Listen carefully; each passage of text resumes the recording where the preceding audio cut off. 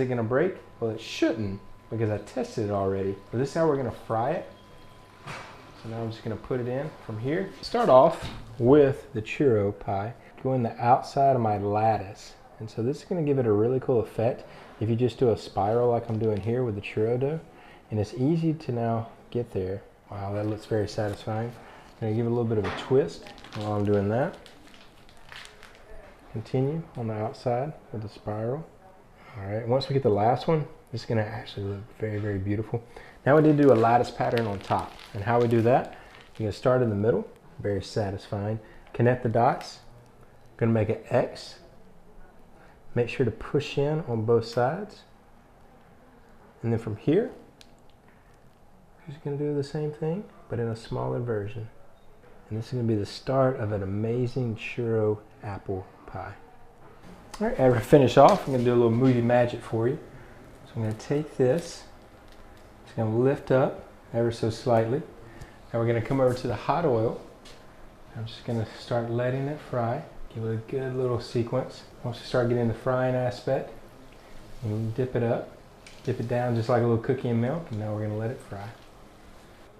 All right, I'm gonna place this on and let that cool down. While that's cooling down, I'm not quite done with this yet. All right, to be able to make a churro pie, you gotta actually have a pie shell. So what you'll do, it's very satisfying. You'll go at an angle with the churro dough and you'll connect it right to the top. All right. Again, just going around. You see how the color is gonna be great once it's fried? Just imagine it already. I know your mouth is salivating, because mine is, to be honest with you. It's almost lunchtime. You see how I'm now folding it over, and this is gonna help it to stick. So we got one here, and now the last one is just go slow and kind of lift up and let it fall. And so that's how you make really, really beautiful desserts, is that you'll let them fall and you just little guide them, just like I'm doing here. All right, once you finish off with the last one, just gonna give that a little pop. Now, you're gonna look at me probably crazy. This is gonna go straight into hot oil. Now you're looking at yourself and you're like, why would I do that? Well, first off, is it gonna break? Well, it shouldn't, because I tested it already. But this is how we're gonna fry it. So now I'm just gonna put it in from here, just let it go. All right, guys, so look at this thing. Look at the bottom, how it came out. Wow, pretty nice, huh? So I'm gonna put this on my serving platter at the end. I already have my, my filling, as I would say, and I'm gonna start giving this in. And I'm gonna do a generous, generous, generous portion here. So set it in so it has butter, already some cinnamon in it. I'm gonna pull this and push, make sure everything's good. Now I'm gonna take my top half, I'm just gonna place this right on top. Whew, that is looking absolutely amazing.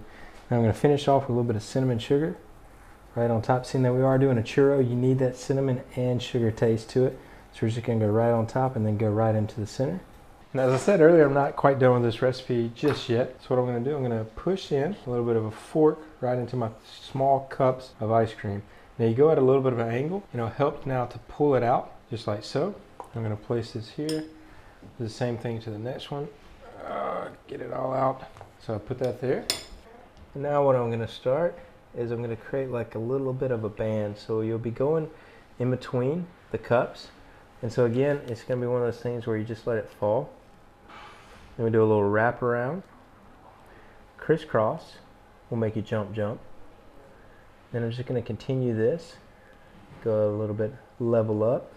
And for everyone out there, this is not hard to replicate. I wanna stress this. You have to let it fall. You don't pipette it right on to where you want it to go. I'm doing it right above, and take your time with it. I want to go right to the top and then cut it. The way I'm going to do that, I'm going to come back around for the last little tour, as they say, victory lap. And then I'm going to cut it right on the front. And then once you get to the last, we'll just need to close in. And so this will be our little stations to housing our sundaes. Now off to the freezer. Now once out of the freezer, what you'll do, you'll take one, just like this, two, and then three. Now from here, I already have a plate down in the hot oil. I'm just gonna let this hang so you can see what is going on. And I'm just gonna fry it. I'm gonna do it bottom side up. All right, so after the cooking, you gotta be very, very careful with this. So I have 2 spatulas up under a grill, so it's gonna help it kind of stay in the form. Now I'm gonna place it right on here and take it to my next spot. Just gonna add now a little ice cream right on the front. Just a little ball. I'm a vanilla fan, so why not go with vanilla with the apple pie? Who would have thought? It's gonna be great. So now after that, for me, I'm a pecan fan, and so we're just gonna add a few pecans right on top. You do it, and this is gonna be for everybody. And then also, do not forget to add a little bit more coconut. Now you're asking, why would I do coconut?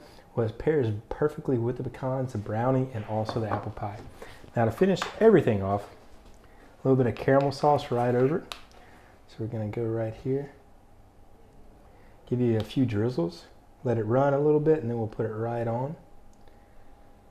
Now that looks very appetizing. Here's a little hack for you. Use the back side of a spoon. It'll actually help you to get a better drizzle. So you're gonna push in, let it rest, and then we're just gonna go over it ever so slightly. And this is how you get the fine drizzles that they do in the restaurants. If you want to recreate that at home, just do it just like so. And I'll do a little zigzag pattern. This is a simpler version of an apple pie, but mixing the 2 cultures of Spain and America.